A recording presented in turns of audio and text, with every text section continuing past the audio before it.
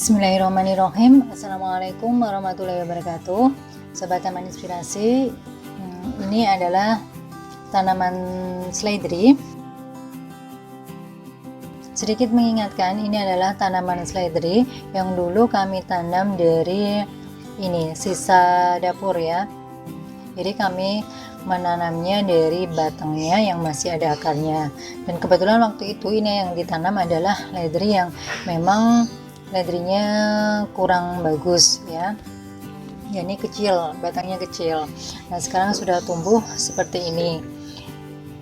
Ini memang tidak serimbun dibanding dengan tanaman seledri yang lain ya, di pot-pot yang lain, karena mungkin satu kemungkinan adalah medianya yang kecil. Tapi itu tidak masalah, karena meski dengan media yang terbatas, ini tanaman seledri ini sebenarnya ini sudah siap panen, dan karena kami tidak pernah memanennya, dia sudah tumbuh anakannya banyak.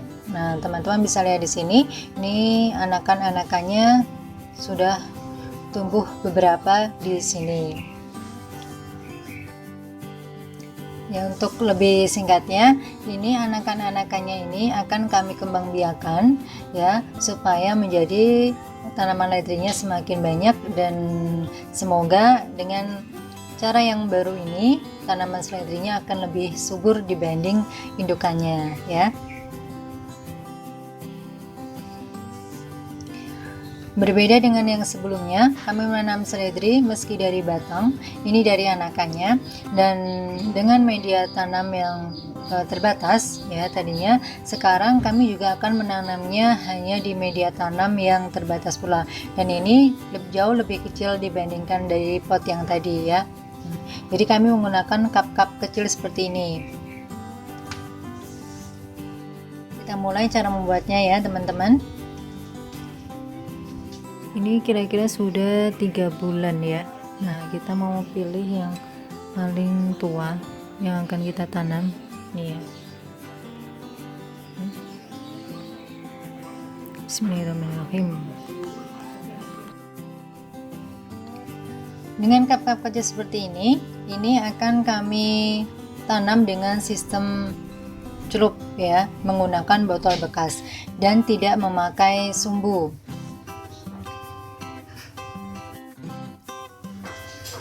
Nutrisinya pun kami juga menggunakan nutrisi yang organik ya. Ini kami menggunakan pupuk organik cair dari air leri yang sudah difermentasi ya.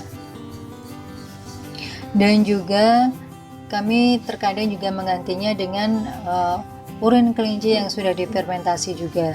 Nah, kandungan dari air urin kelinci yang sudah difermentasi ini sangat bagus untuk tanaman sayuran ya, karena sayuran itu bisa lebih hijau segar dan lebih subur. Karena urin kelinci memang kandungan nitrogennya itu cukup tinggi.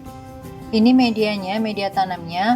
Ini kami menggunakan media tanamnya ada kokopit, pupuk kandang, dan juga arang sekam.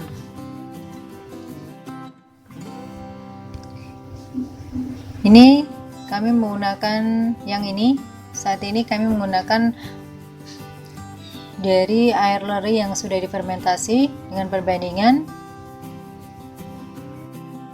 kurang lebih ini 25 ml.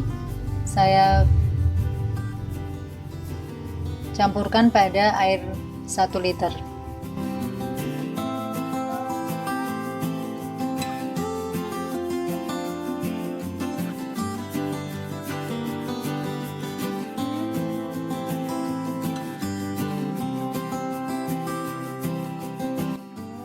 Nah, ini cukup praktis bukan?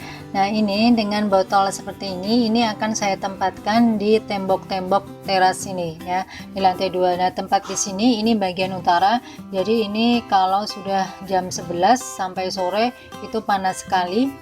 Dan ini airnya kalau kita tidak sering mengontrol ini bisa cepat habis. Jadi 3 hari sekali kami selalu menambahkan air dalam botol ini, karena memang ukuran botolnya kecil, jadi cepat habis ya, baik karena terserap oleh tanamannya sekaligus cepat menguap karena panas sekali memang di sini ya.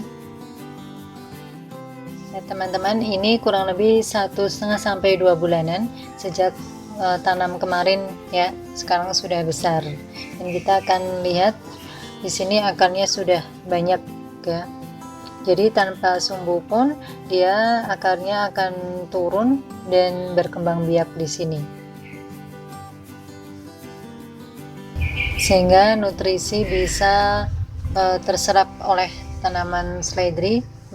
Di sini meski hanya dengan lahan terbatas, tanaman seledrinya bisa tumbuh berkembang dengan bagus.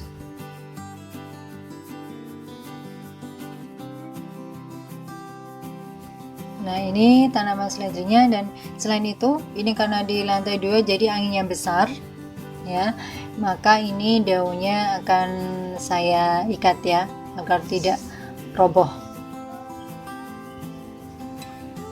Dan teman-teman, maaf, ini sudah terlalu tua, tanaman seledrinya belum kami panen, dan ini akan kami kurangi juga daun-daun yang sudah tua dan sudah menguning. Ya, di sini tujuannya sebenarnya panen ini selain kita bisa mengkonsumsi mulai dari daun yang paling tua, ini adalah untuk mempercepat regenerasi dari tanaman seledri ini. Jadi kalau semakin sering kita potong, sebenarnya itu semakin dia hari berikutnya semakin subur ya. Semakin banyak daun-daun yang akan tumbuh. Jadi kami kalau memanen sayuran itu terkadang seperti sawi-sawian, ledri dan lainnya itu terkadang tidak kami cabut dan tidak kami potong semuanya. Jadi kami hanya memanennya mulai dari daun yang paling tua ya. Di sini memang itu karena selain agar lebih hemat ya, karena kita sekali tanam bisa berkali-kali panen, kita kalau menanam itu lebih suka menikmati kesuburan tanamannya dibanding kami mengkonsumsinya. Kami lebih lama menikmati dari kesuburan tanaman ini.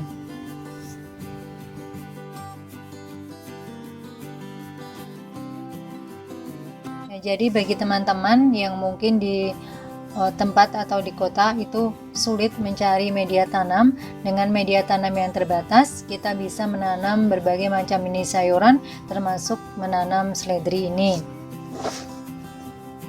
Dan tentu saja dengan cara yang seperti ini, bagi yang memiliki lahan sempit, ini sistem ini lebih hemat tempat ya, menggunakan botol bekas. Dan bagi yang teman-teman yang super sibuk aktivitas pekerjaan dan lain sebagainya, dengan cara seperti ini teman-teman tidak harus menyiramnya setiap hari pagi dan sore ya, jadi cukup 3 hari sekali saja. Nah, keuntungan dari sistem celup ini ya, terutama yang tadi ya tanaman seledri ini yang menggunakan botol, ini yang pertama tentunya akan lebih hemat media tanamnya, kemudian lebih hemat cara menyiramnya karena di sini kami hanya menambahkan airnya cukup 3 hari sekali ya, seperti itu. Kemudian ini cukup hemat tempatnya karena hanya menggunakan botol kecil dan kita hanya menempatkan di atas tembok seperti ini ya, apalagi di sini ada besi-besi seperti ini ya, sekaligus ini untuk menyangga tanaman agar tidak mudah roboh atau jatuh. Dengan cara seperti ini tentu saja akan menambah keasrian dari kebun kita ya, karena tadinya itu yang di sini suasananya panas dan memang ini tempatnya juga belum sempurna ya pembangunannya. Dengan cara kita menambahkan sayuran seperti ini akan terlihat lebih cantik dan menarik. Selain di botol bekas, kami juga punya di ini styrofoam. Nah, sama dengan cara yang sama ya, ini cukup dicelup saja tanpa sumbu juga.